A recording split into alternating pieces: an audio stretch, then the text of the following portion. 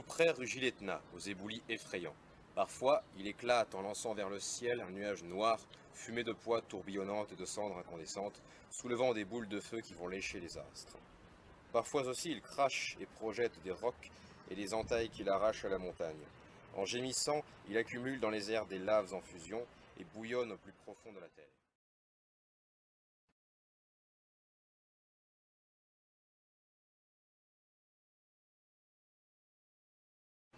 D'après la légende, le corps d'Encélade, à demi consumé par la foudre, s'est écrasé sous cette masse, et l'Etna énorme, posé par-dessus, souffle des flammes qui s'échappent de ses fournaises brisées. Chaque fois que le géant remue son flanc fatigué, ses grondements ébranlent la Sicile tout entière.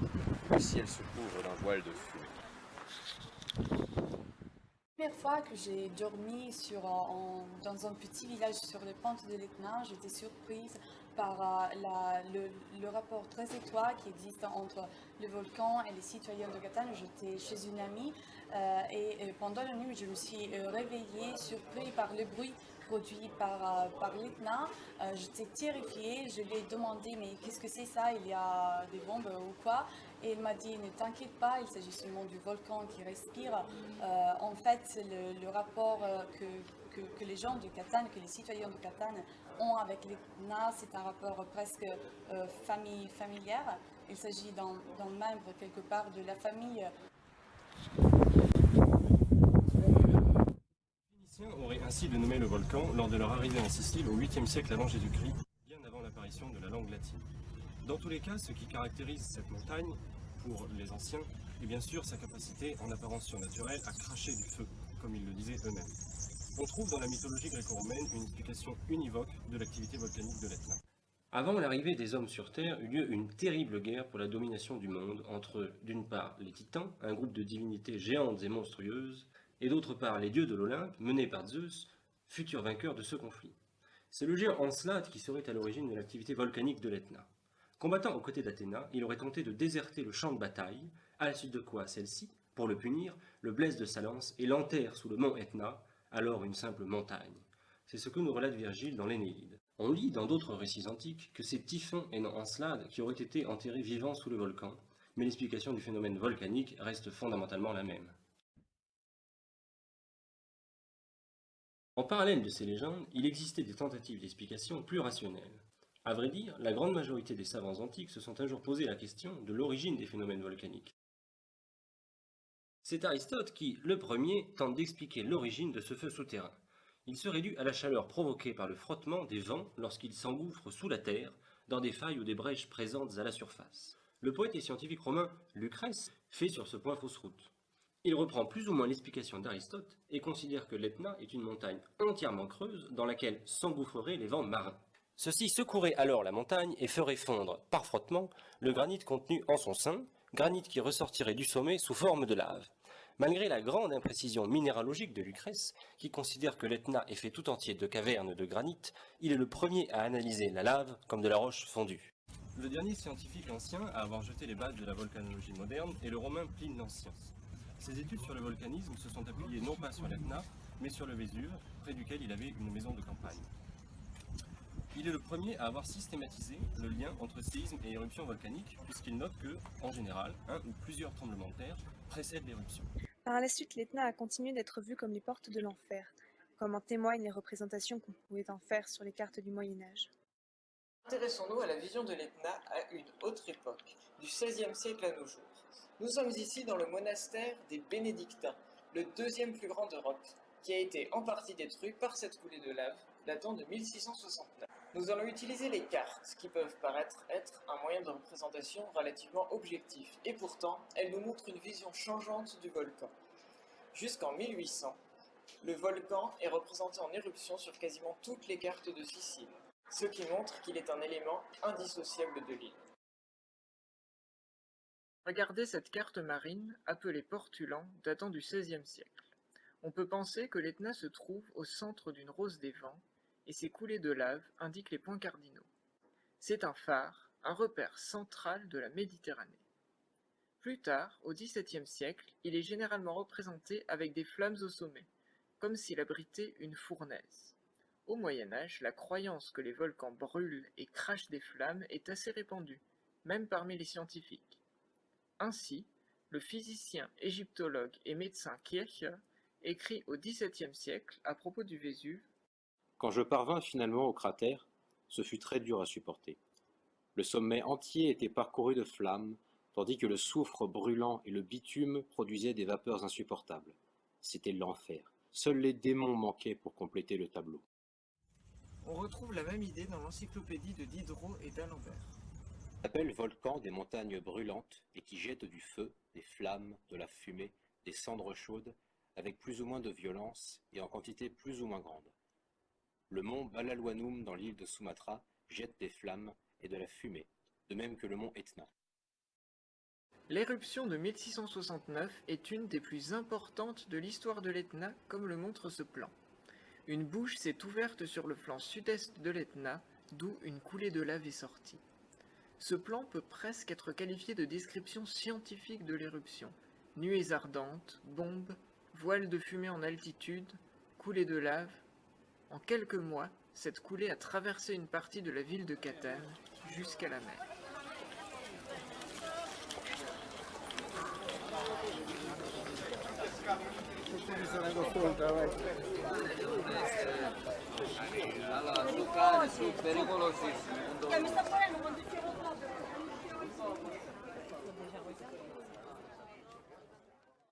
Nous voyons ici les restes de la coulée de 1669 sur laquelle sont directement construites la plupart des maisons. Les rues principales suivent la direction de la coulée, des tunnels de lave sont aménagés pour relier les propriétés privées, et les pavés ainsi que les maisons sont construits en basalte, c'est-à-dire en pierre volcanique. Ce matériau est pratiquement utilisé puisqu'il abonde dans la région et qu'il est très solide. Ce château était initialement construit sur une falaise au bord de la mer. On peut voir ici les restes de la coulée de 1669 qui ont rempli les douves. La coulée a ensuite poursuivi son chemin vers la mer où elle a repoussé le littoral d'1 kilomètre, ce qui explique qu'aujourd'hui on se trouve en plein centre-ville. Puis viennent à partir de 1800 des représentations scientifiques de l'Etna. La compréhension des phénomènes géologiques va radicalement changer la vision du volcan. On intègre les coulées de lave au réseau hydrologique, on représente la topographie dans les moindres détails alors qu'elle change tous les 2 ou 3 ans, à chaque nouvelle éruption. À partir de 1800, l'Etna n'est plus beaucoup représenté sur les cartes, et le seul signe volcanique qu'on lui attribue est un panache de fumée. Et depuis 2000, on le représente avec de la neige au sommet. Pourtant, des neiges éternelles étaient présentes sur l'Etna au Moyen-Âge aussi. Beaucoup de ces cartes sont à but touristique.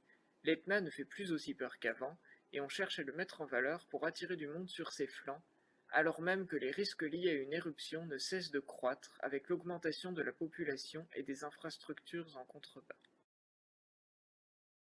L'Etna, c'est une femme pour les gens de Catane, pour les citoyens. Il l'appelle la mer, c'est la première chose qu'il regarde lorsqu'il arrive ici avec l'avion.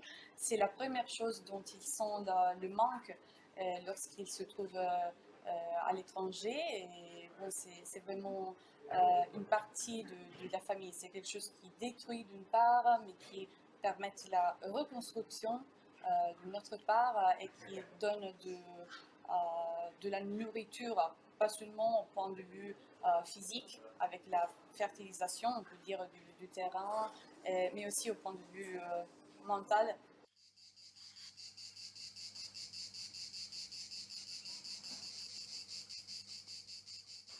Dans ce flux moyen d'ouest, le relief colossal de l'Etna va être à même de créer un microclimat.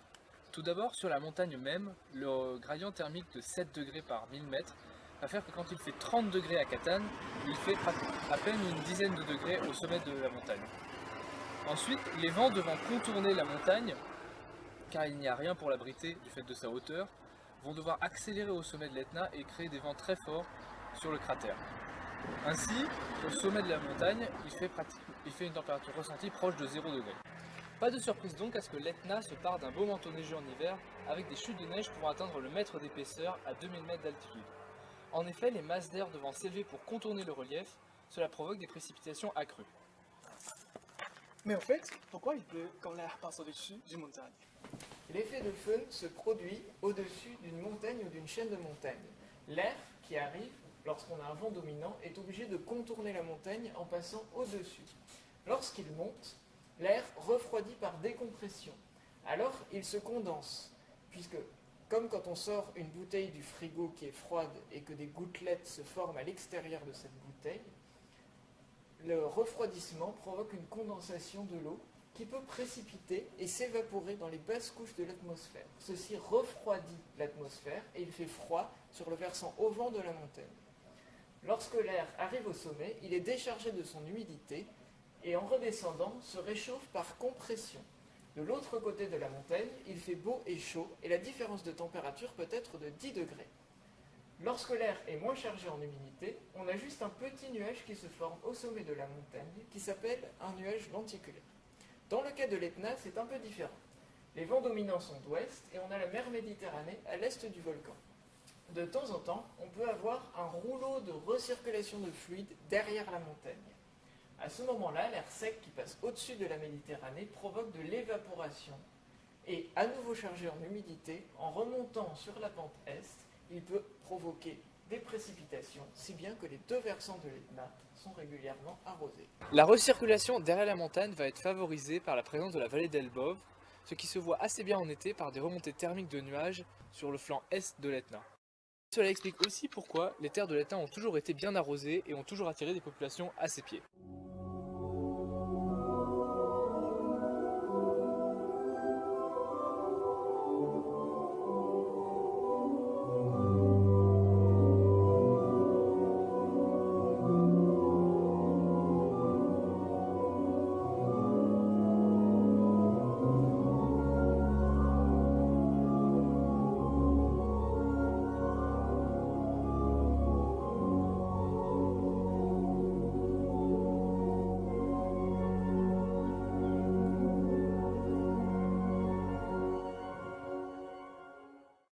Si les terres sont aussi fertiles, c'est aussi parce que ce sont des terrains volcaniques. Et pas n'importe lesquels. L'Etna est un volcan d'un type tout à fait particulier.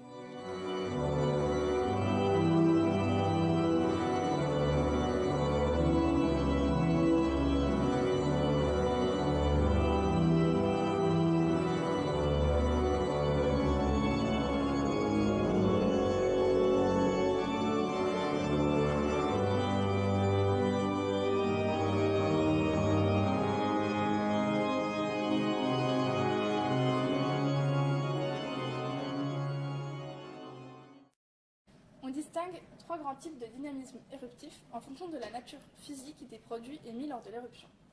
Si les produits sont majoritairement liquides, on parle de dynamisme effusif, c'est le cas des volcans que l'on trouve à Hawaï. Ensuite, si les produits sont plutôt à tendance gazeuse, on parle de volcanisme explosif, comme sur le mont Sainte-Hélène, où on a régulièrement des panaches de cendres. Enfin, si la majorité des produits est plutôt des bombes solides, on parle de volcanisme explosif. On peut citer l'exemple de la montagne Pelée, où on a régulièrement des nuées ardentes qui dévalent les flancs du volcan. Évidemment, ces frontières sont très arbitraires et on trouve de nombreux volcans qui présentent plusieurs de ces types volcaniques. C'est le cas de l'Etna, qui présente un volcanisme de type mixte ou strombolien, c'est-à-dire qu'il rejette autant de gaz que de solide que de liquide. Quelles figures volcaniques trouve-t-on sur l'Etna? Donc sur l'Etna, on trouve deux types de coulées. D'abord, on a les coulées Payoyoy. Il y a Popeye? Non, Payoyoy, c'est un mot hawaïen. Ah. Mais ici, plutôt, on a des coulées AA. Pourquoi ça s'appelle comme ça? Parce qu'elles sont toutes craquelées et que du coup, quand on marche dessus, on fait AA. Ah! Parmi les produits liquides émis, on distingue deux types de laves volcaniques. Les laves AHA, qui sont très visqueuses, donc qui s'écoulent difficilement comme du miel, car elles sont riches en silice. D'autre part, les laves Paroeoe, qui sont elles très fluides et s'écoulent facilement, car elles sont très chaudes et pauvres en silice. Ces comportements mécaniques différents sont à l'origine de structures différentes des laves. Prenons les laves AA. Elles sont très visqueuses, donc leur surface en contact avec l'atmosphère a le temps de se refroidir. D'autre part, elles sont également très riches en gaz volcanique, et lorsque les bulles de gaz remontent, elles viennent exploser à la surface et forment des cratères qu'on appelle des vacuoles. Ils forment également des blocs qui sont appelés gratons. Et comme d'autre part, la base de la lave se refroidit également puisqu'elle est en contact avec le sol, cela va freiner l'écoulement de la coulée et va provoquer l'effondrement des gratons le long de la pente d'écoulement. Ce qui donne du coup à la coulée cette surface fracturée qui fait très mal aux pieds quand on marche pieds nus dessus. Les laves Paoeoe fluent facilement en formant des boudins, comme une pâte à gâteau que l'on étalerait sur un moule, ce qui donne finalement des coussins parallèles et on parle de structure cordée. Dans le cas de l'Etna, la composition chimique globale du magma fait que l'on a plus de lave Aha que de lave Paoeoe.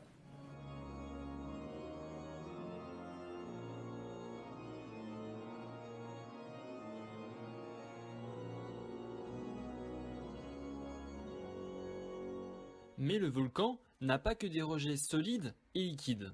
Il y a aussi des rejets gazeux, comme ces fumerolles qu'a découvert Basile sur le terrain. À part les coulées de lave, la principale menace pour les populations directement liées à la présence de l'Etna est représentée par les aérosols rejetés par le volcan. Un aérosol est l'ensemble des particules en suspension dans un gaz. Ici, il existe deux types d'aérosols. Quand on pense à aérosol volcanique, la première image qui nous vient en tête, c'est bien sûr celle de ces grands panaches de cendres qu'on voit se former au-dessus des volcans pour des éruptions. On dit cendres, mais il ne s'agit bien sûr pas de cendres type résidu de combustion, il n'y a rien de combustible dans un volcan. Là, il s'agit bien sûr de composés silicatés, verre volcanique, type obsidienne, quelques minéraux, à l'Etna, surtout des olivines, peut-être quelques pyroxènes, et quelques morceaux, fragments rocheux, donc souvent des fragments volcaniques arrachés au conduit. Sur les flancs de l'Etna retombe tout un ensemble de projections solides qui diffèrent en taille et en chimie. Les plus légères voyagent dans le panache et sont légères en raison des vacuoles dues au dégazage. C'est le cas des ponces. Un peu plus lourdes, qui sont un peu limites pour voler dans le panache, sont les scories. En effet, elles sont un peu plus denses. Enfin, ne passant pas par la case panache et retombant directement sur les flancs, on retrouve les bombes basaltiques. Une jolie photo ici prise depuis le port de Catane. Alors les aérosols primaires, ce qui les caractérise, c'est d'être solides, donc assez grossiers, allant du micromètre à plusieurs centimètres. Certains ont peut-être déjà entendu parler de téphra, donc très sensibles à la sédimentation par gravité, je disais, ils retombent au sol après quelques heures. Bon, à l'Etna, ils peuvent aller quand même jusqu'en Calabre, noircir les rues, noircir donc 300-400 km de distance du volcan, donc c'est pas mal. Et puis autour de l'Etna, à 10 km, on peut voir 10 cm de téphra au sol, donc ça perturbe bien la circulation automobile. Évidemment, ça perturbe la circulation, l'aviation. Les aérosols dits secondaires, c'est pas émis directement par le volcan émet des précurseurs, principalement des éruptions modérées et également par des gazages continus. Donc, comme ici le dégazage du soufre à l'Etna. Alors ces précurseurs, ce soufre va être transformé au contact de l'atmosphère en aérosols secondaires qui sont une source non négligeable de pollution, qui vont être pris par les pluies, les rendre acides. Donc d'un côté des aérosols primaires, les cendres, de l'autre côté les aérosols secondaires, principalement sulfatés.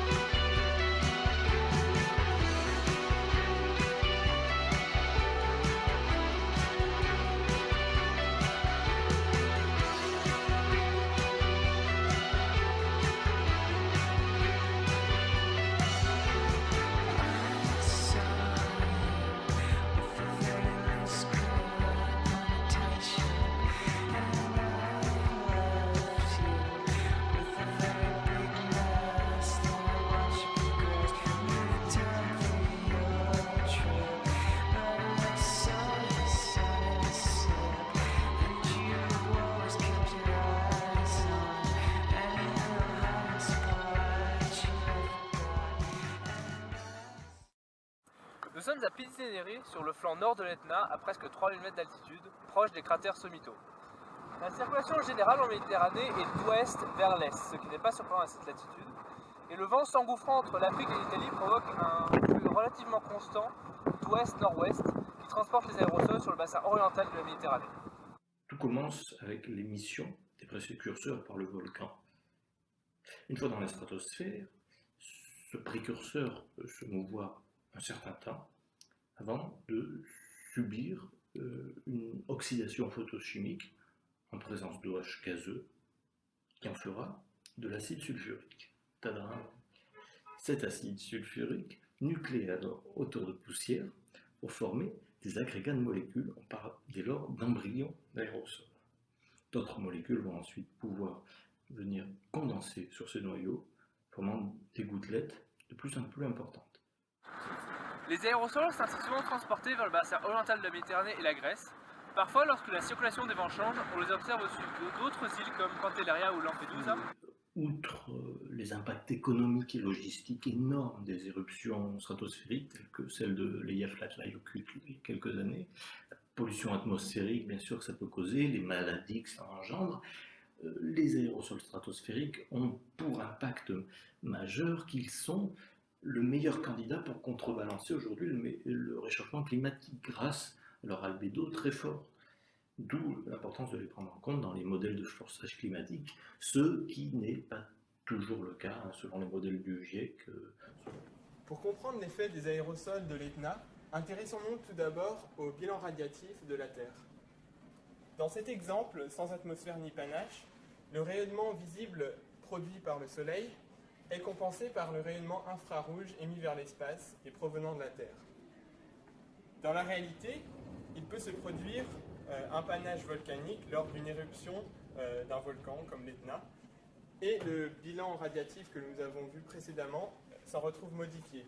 Dans un premier temps, le rayonnement visible se réfléchit à la surface du nuage et repart vers l'espace, c'est ce que l'on appelle l'albédo, et le rayonnement infrarouge émis par la Terre se retrouve piégé entre la Terre et le nuage, car celui-ci réémet ce rayonnement vers la Terre, c'est ce qu'on appelle l'effet de serre.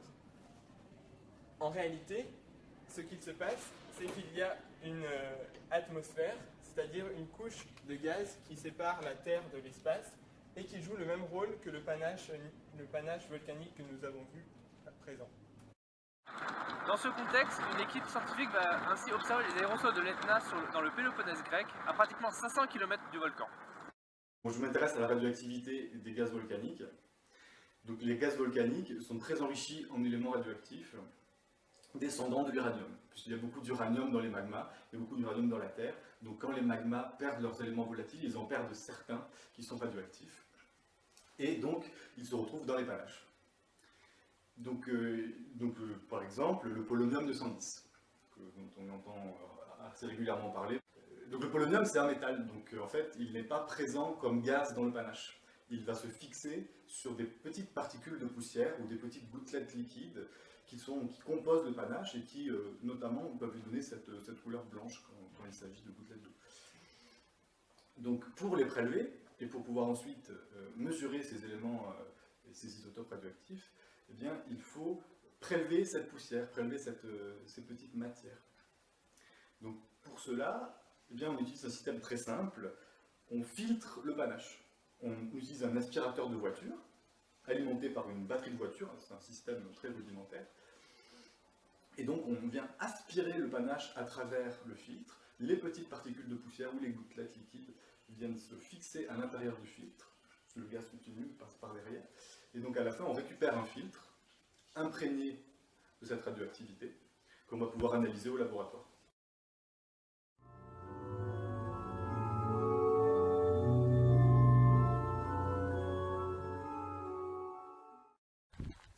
Nous sommes juste en dessous du cratère sud-est, apparu il y a environ 50 ans. Juste derrière moi, je trouve la vallée d'El Bové, qui descend progressivement vers la mer, vers le sud-est. Ce mouvement de descente est accommodé par des failles normales dont on ne connaît pas la profondeur à laquelle elles descendent. Au sein de la lithosphère, c'est-à-dire l'enveloppe superficielle cassante de la Terre, il arrive que les contraintes, c'est-à-dire les forces exercées sur un élément de roche, s'accumulent de telle sorte qu'on ait rupture sur un plan. On observe alors la formation d'une faille, c'est-à-dire une surface de glissement à la faveur de laquelle deux compartiments se mettent en mouvement relatif. Ce mouvement est une conséquence de l'orientation des contraintes. On dit que la faille accommode un mouvement. Selon l'orientation des contraintes, le mouvement accommodé par la faille sera différent. Et on distingue ainsi différents types de failles. Tout d'abord, les failles inverses, qui sont des failles qui répondent à des contraintes compressives et qui accommodent un raccourcissement horizontal et un épaississement vertical. Ensuite, les failles normales, qui répondent à des contraintes extensives et qui accommodent un amincissement vertical et un allongement horizontal. Nous sommes à plus de 20 km de l'Etna à vol d'oiseau, désormais tout proche de la mer. Il existe des failles à plusieurs composants. Par exemple, cette faille-là est une faille normale. Nous pouvons voir ce bloc-là qui descend par rapport à celui-là. De plus, on peut voir le mouvement sénestre, c'est-à-dire lorsqu'on se positionne comme ça, ce bloc-là se déplace vers la gauche. Ce mouvement permet d'accommoder la descente de la vallée d'Elbove. Nous trouvons au cœur de la vallée d'Elbove, qui est parcourue par de très nombreuses coulées de lave. Celle sur laquelle on se trouve date de 91-93. Et là, grâce à un GPS en temps réel, on vient de retrouver un point qui était enfoui sous 10-20 cm de téphra, donc ces pierres volcaniques qui sont tombées en décembre 2015 lors de l'éruption du cratère Moradjine. Donc on vient de retrouver un point GPS, c'est-à-dire un clou en fer planté dans la roche, qui avait été posé par Pierre Briol en 1997. Pas exactement à cet endroit-là, mais 3 mètres en amont. Et à cause de l'accumulation des coulées de lave et à cause de la déstabilisation du volcan, tous ces points ont glissé au cours des 20 dernières années d'environ 3 mètres vers l'est.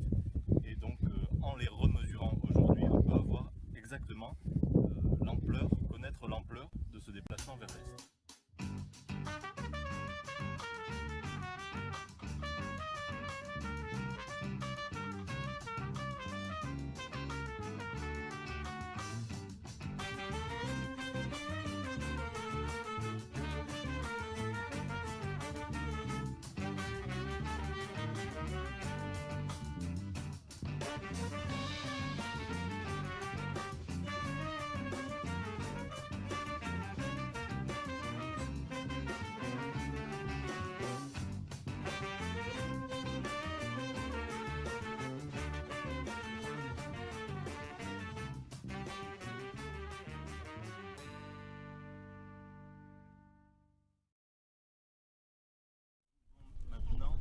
Cœur de la vallée d'Elbove, à un endroit où la coulée volcanique de 2003-2004, provenant directement de la zone sommitale qui est juste au-dessus de nous, a recouvert une certaine épaisseur de lave, 4 points qui avaient été installés préalablement en 97.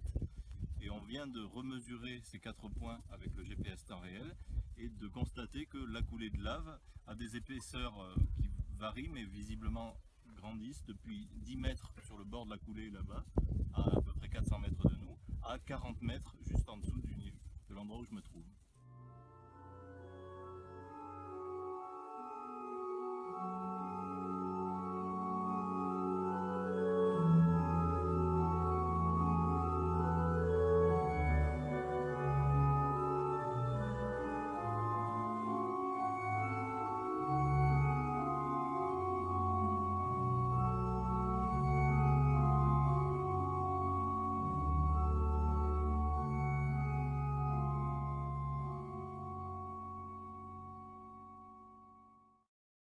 L'Etna est le produit d'un contexte géodynamique unique.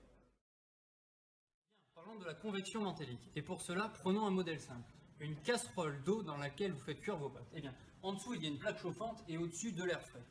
Comment la chaleur fait-elle pour se propager de bas en haut? Il y a 3 manières de propager la chaleur dans les matériaux. La diffusion, tout d'abord. En effet, les atomes sont reliés par des liaisons chimiques.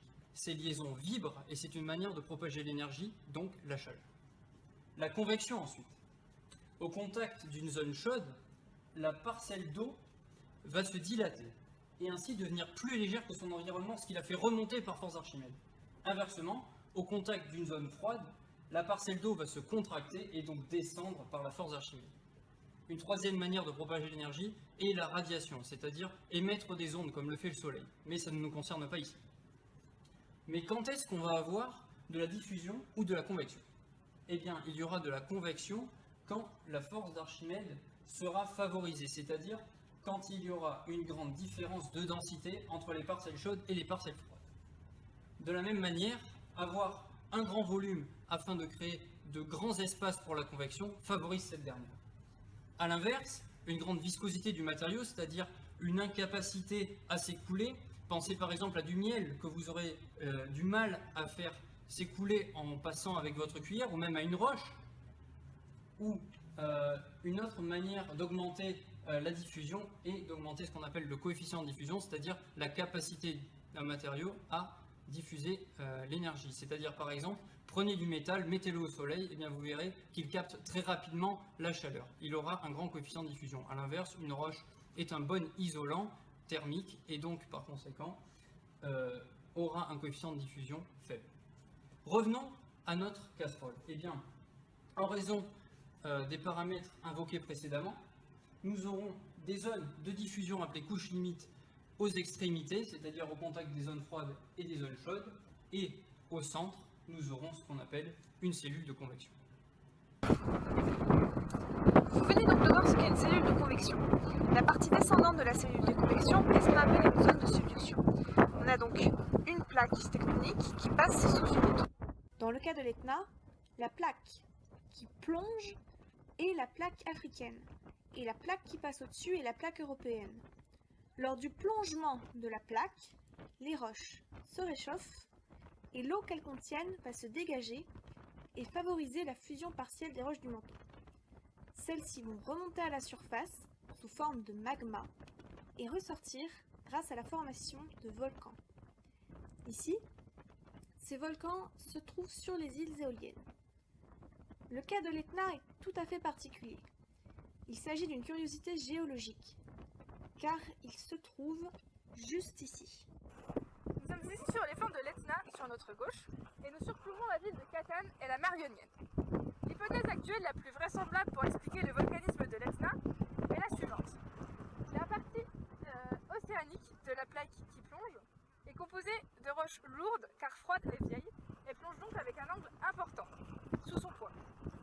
En revanche, la Sicile est composée de roches continentales plus légères et plonge donc avec un angle moins important. Ceci crée une déchirure dans la plaque plongeante qui libère un espace par lequel les roches du manteau peuvent s'infiltrer, fondre et former du magma sous l'Etna.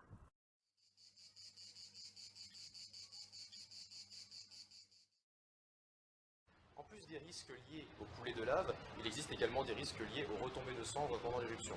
Les cendres peuvent en effet perturber le trafic routier, ferroviaire et maritime à l'échelle locale, mais également le trafic aérien à l'échelle mondiale, puisque des ponts aériens passent au-dessus de l'Etna. Par ailleurs, les cendres peuvent contaminer les rivières et les bloquer en formant des barrages, ce qui détruit les pompes et les stations d'épuration. Il faut donc évacuer la cendre le plus vite possible. Chacun est responsable du déblaiement de sa propre maison, un peu comme on le ferait pour la neige en montagne. Nato qua, cresciuto qua sempre, a 60 anni, non amo perché ora no, ma 2 anni fa, per 10 anni, cadeva sempre sabbia, buttava sabbia in aria e mi ha rovinato una macchina, un'automobile. Era fuori, le pietre l'hanno bucata tutta. I tetti, rimuovere la sabbia dai tetti è un gran lavoro per terra, toglierla, tanta di sabbia. Come si fa? Un risque est l'association d'un aléa et d'une vulnérabilité. L'aléa est un phénomène naturel prévisible que l'on décrit par une intensité, une fréquence et un lieu. La vulnérabilité, quant à elle, est une exposition au danger liée à la densité de population et à la qualité de la protection. L'Etna est un volcan sous haute surveillance. Depuis les 14 victimes faites durant ces derniers 30 ans, de nombreuses techniques ont été mises en place pour le surveiller au moindre soubresaut afin de prévoir l'aléa. Parmi ces techniques, on utilise des sismomètres qui enregistre des micro-séismes générés par le mouvement de magma s'introduisant dans la chambre magmatique. Les inclinomètres, quant à eux, sont dispersés sur les flancs du volcan. Ils mesurent l'augmentation des pentes du volcan liée à son gonflement lors de la mise sous pression de la chambre magmatique. Leur grande précision permet d'observer de faibles variations de pente qui suggèrent une éruption imminente. L'imagerie satellite offre la possibilité de mesurer l'absorption lumineuse de certains composés, et ainsi d'en déduire la composition chimique des gaz rejetés. Malgré la diversité des techniques mises en place, il est encore possible de se faire surprendre par une éruption.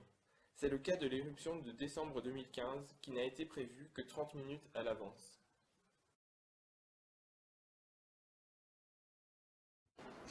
Alors nous sommes ici dans la salle de contrôle de surveillance de l'ETNA et avec Boris qui va nous expliquer très rapidement quels paramètres on peut observer ici.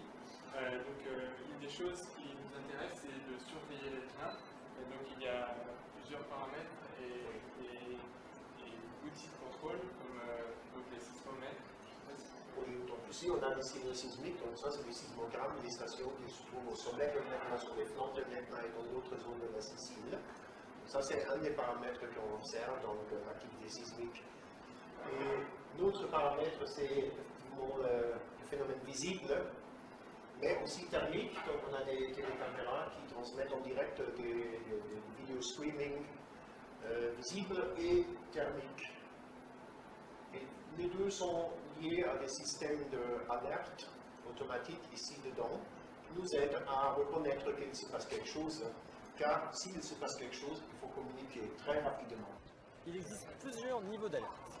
En vert, le volcan a une activité discontinue. C'est l'activité habituelle du volcan.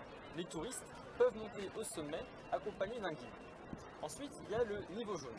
Cette fois-ci, l'activité volcanique est continue et le volcan est en état de déséquilibre. Une éruption possible est à prévoir. Le niveau orange indique qu'une éruption est à prévoir de manière imminente qui peut toucher les zones agricoles et les infrastructures telles le téléphérique. En rouge, une éruption est à prévoir dans des zones habitables. Ça vaut exclusivement pour le trafic aérien. Donc c'est les niveaux de VONA, c'est les Volcano Observatory Nodes for Aviation. Et donc pour l'instant on est dans une situation de calme presque totale. Mais quand il se passe quelque chose, une activité volcanique qui pourrait éventuellement produire des cendres volcaniques, et celles-ci peuvent être un danger pour le trafic aérien, alors il faut avertir immédiatement. Et donc s'il se passe quelque chose, si avec la télécaméra thermique par exemple, on enregistre l'activité explosive qui pourrait produire des cendres, ça fait lancer une alerte automatique s'il y a une bonne visibilité. Et dans ce cas-là, il faut immédiatement changer de niveau et aller de vert à jaune, ce qui veut dire qu'il se passe quelque chose. Et pour finir, si j'ai bien compris, c'est très difficile de donner un temps pour estimer la prochaine éruption.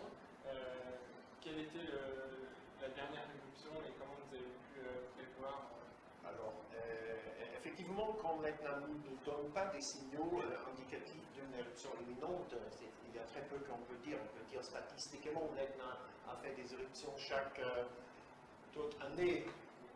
Et la dernière, elle a eu il y a plus que 14 mois. Donc ça, c'est déjà un intervalle long. Et là, ça nous fait penser, bon, ça va finir plus tard. Mais on dit ça depuis un an.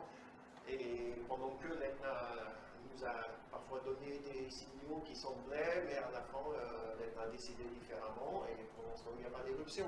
Normalement, avant une éruption sur le flanc, on voit déjà pendant des semaines, parfois même des mois avant, on voit une certaine évolution, surtout en termes d'activité sismique et de formation du sol.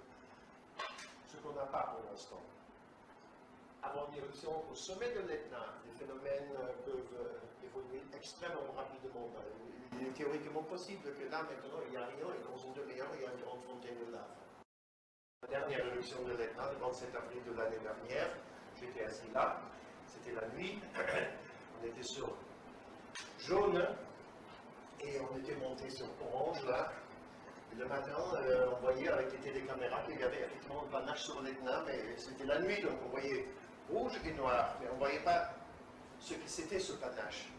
Si c'était, on voyait qu'il était chaud, mais on ne voyait pas si c'était du gaz chaud ou s'il y avait aussi des cendres. Donc je suis dû monter sur le toit pour faire une photographie à exposition longue pour capter le plus possible de la lumière qu'il y avait déjà, car ils avaient déjà appelé de l'aéroport à 4 h le matin.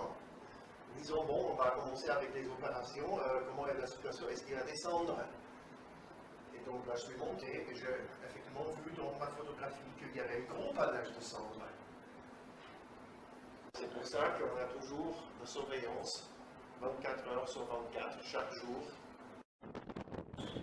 Nous sommes ici sur la coulée de 1983, qui a été en partie détournée grâce à des explosifs, à la construction de digues artificielles et à des canaux en aval. Ces mêmes mesures ont également permis de détourner la coulée de 2002 et de sauver des infrastructures touristiques de haute altitude telles que la station de funiculaire que l'on voit juste derrière moi.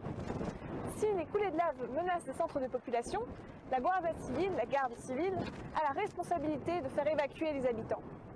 Les projections de poussière ne représentent pas un danger majeur pour les humains, mais ils peuvent endommager les récoltes et perturber le trafic aérien. Les autorités préconisent cependant le port d'un masque pour les personnes qui auraient des problèmes respiratoires. Outre les interventions d'extrême urgence comme la construction de digues, les autorités civiles sont tenues d'expliquer à la population les risques liés au volcan. Il existe différents niveaux d'alerte et d'évacuation établis selon des modélisations physiques numériques. Les bâtiments sont construits et adaptés selon ces différents scénarios à partir de cartes de risque. Le premier jour de l'école, et à la maternelle, par exemple, nous commençons à faire des exercices de prévention en cas de tremblement de terre. Et ce sont des exercices très importants parce que nous vivons avec le volcan. Donc, en commençant, il y a la police, et la mairie aussi. Et on commence par exemple avec, il faut sonner l'alarme, et en commençant à nous mettre en bas de la table, ou s'il y a quelqu'un par exemple aux toilettes, il nous enseigne à nous mettre où il y a les angles de mur. Et il faut compter jusqu'à 10, le temps qu'en cas de tremblement quelque chose tombe. Et après, il faut sortir un derrière l'autre sans avoir vraiment peur parce que il comporte de créer une situation de panique. Donc très tranquillement, ils nous habitent surtout à faire ça parce que s'ils nous voient que nous sommes paniqués, ils nous font la refaire. Donc un après l'autre, nous sortons dehors. Et après, il faut nous compter pour voir surtout si vraiment tout le monde est sorti de l'école ou du bureau, ou dans un magasin aussi. Ils font ça pas seulement à l'école. Nous commençons par l'école, par la maternelle, mais aussi dans les bureaux, dans les magasins, dans les supermarchés. Il faut. Si sente, ci dovevano mettere tutti sotto i banchi, poi riscatta e dobbiamo andarcene fuori e vengono sempre i pompieri. Una volta è successo che noi abbiamo sentito tipo qualcosa, infatti tremava tutta quanta la classe, tutti quanti i banchi, io dicevo ma che cos'è, che cos'è? Infatti subito dopo 3 minuti, ma che cos'è? Ho scattato l'allarme, ho capito che cos'è, sarà un terremoto, che cos'era? Non era un terremoto. Era i muratori con il coso che facevano rumore e quindi faceva tutto quanto io, infatti la campanella, il signor Vinci che è il bidello, ha pensato proprio come me che era questa cosa qua, perché può succedere da un momento all'altro.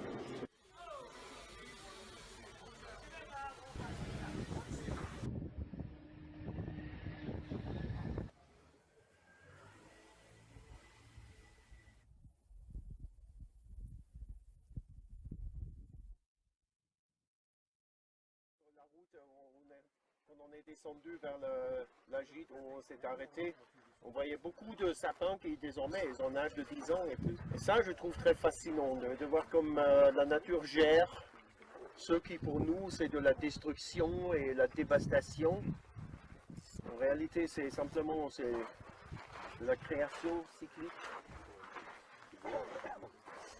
Non, c'est très important de comprendre que tout ce qu'on voit et ce qu'on verra dans cette journée, ce que vous avez déjà vu dans ces jours-ci, tout ça existe seulement grâce à ce volcan. Ci sono i lati buoni, ci sono i lati non buoni. Un rischio per il nostro vulcano, per l'Etna, è quello che non sempre manda la lava, può fare anche una bocca qua sopra, lo controlla. L'Etna è un grande serbatoio di acqua, qua l'acqua non manca perché la neve, il ghiaccio sopra, poi scendono e qua troviamo l'acqua alle falde. Grazie anche al vulcano abbiamo un buon clima. Diceva una volta un sindaco di qua di Zafferana, diceva l'Etna per noi è una croce e una delizia. Bien que le volcan soit source de destruction et doive donc être soumis à une surveillance permanente, il produit la roche nouvelle et participe à fournir l'eau et les éléments nécessaires aux cultures de la Sicile. À son pied, ses habitants poursuivent leur existence, quoi qu'il arrive. Ils naissent, vivent et meurent à l'ombre du volcan.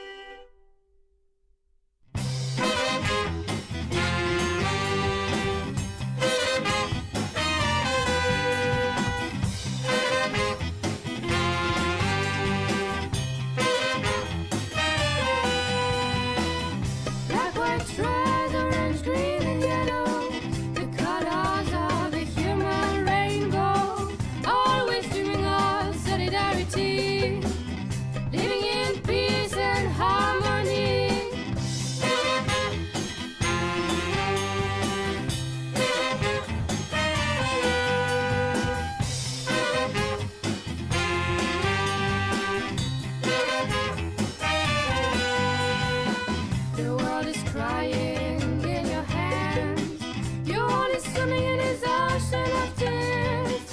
He suffers, he dies.